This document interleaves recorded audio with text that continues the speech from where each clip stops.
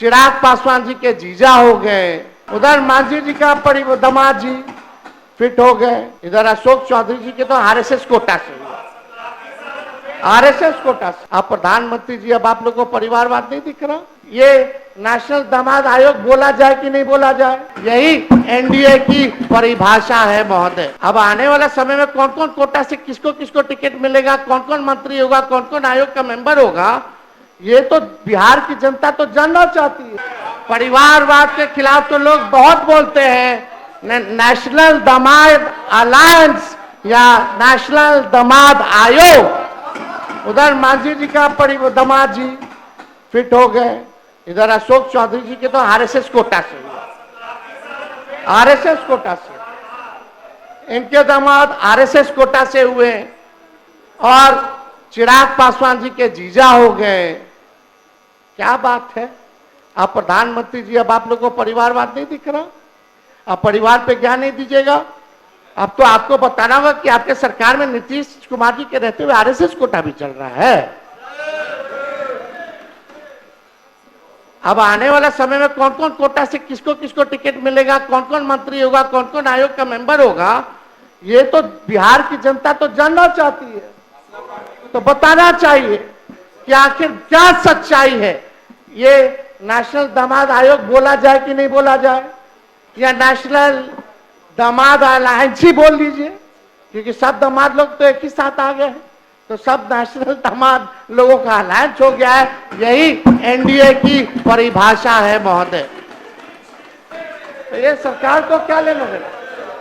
कोई मतलब नहीं है, विकास से मतलब नहीं है, बस कुर्सी बचाओ, सेटिंग गेटिंग करो, जोड़ तोड़ करो, ईडी सीबीआई लगाओ, इलेक्शन कमीशन का दुरुपयोग करो। पहले अध्यक्ष महोदय होता था कि वोटर सरकार चुनती थी, आजकल सरकारें वोटर को चुन रहा है। ये सच्चाई है, ये हालात हो गए अध्यक्ष महोदय। हम तो एसआईआर पर आप बोल रहे थे, जब विजय चौधरी जी बोल रहे थे तो ऐसा लग रहा था कि इलेक्शन कमिश्नर ज्ञानेश गुप्ता जी बोल रहे हैं। क्यों बाबू, कुछ अलग नहीं बोले? वो आज तक प्रेस कॉन्फ्रेंस नहीं किए, इतना बड़ा ड्राइव चल रहा है 2003 के बाद, सामने नहीं आए, प्रेस नोट भेजते हैं। ऐसा लग रहा था कि चौधरी जी ज्ञानेश गुप्ता बनकर के हमारे सदन में आ गए हैं और वही प्रेस नोट को पढ़ रहे हैं, ऐसा ही लग रहा था। अब तो लग रहा है कि भाई दाल में कुछ काला है, पूरा एकदम लग रहा है कि भाई कोई ना कोई बात है। नहीं तो आप ही ने सबको काला पहनवा दिया है, और 3 दिन से क्या कुर्ता सब लोग पहने हुए हैं दिखाने के लिए, प्रोटेस्ट का सिंबल है काला। तो आपने बोला कि बहुत अच्छे से आपने जलेबी उतारी,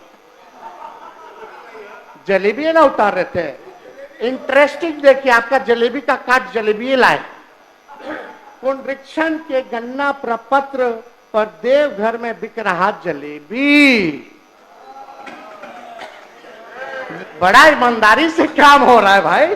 जो प्रोसेस है, अंगूठा मार रहा, बीएलओ साइन कर रहा, वोटर को पता नहीं कि उसके फमुआ जमा हुआ कि नहीं हुआ, वो भी बिना डॉक्यूमेंट के, बस केवल टारगेट पूरा करना है कि हमको 25 दिन के अंदर 99% सुप्रीम कोर्ट में दिखा देना है।